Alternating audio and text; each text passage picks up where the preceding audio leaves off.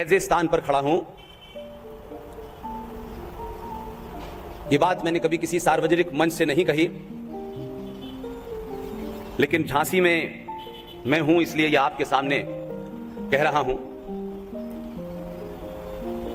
बहुत साल पहले जब मैं बहुत छोटा था तो एक राशन कार्ड होता है, हम एक आम मध्य वर्ग के परिवार के पास। उस राशन कार्ड पे जिन जिन को राशन मिलता है उनके सबके नाम अंकित होते हैं। और घर में मेरे हिस्से में ये दादा आता था कि मुझे लेने जाना होता था। इसमें कोई ऐसी बात नहीं है कि जिसे छुपाना चाहिए। हम जो थे, हम जो हैं, हमें उस पर फक्र होना चाहिए। उस राशन कार्ड के ऊपर सारे परिवार के सदस्यों के नाम थे। हम 5 भाई हैं, 3 अब नहीं रहे।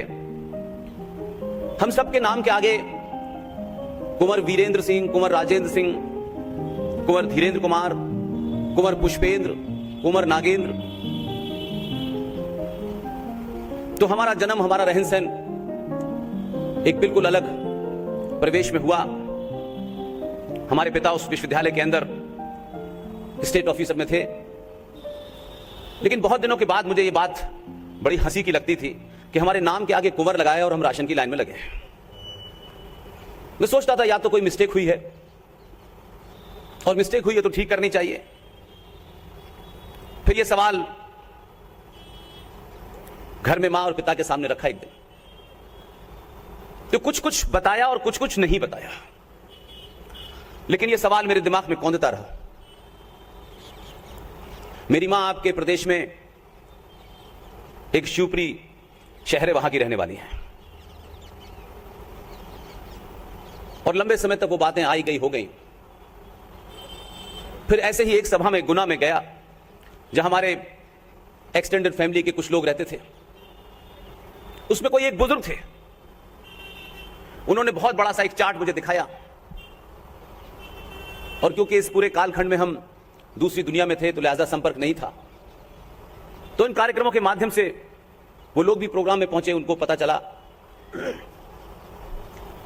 तब उन्होंने मुझे जो हमारा परिवार का पूरा चार्ट था वो सब दिखाया।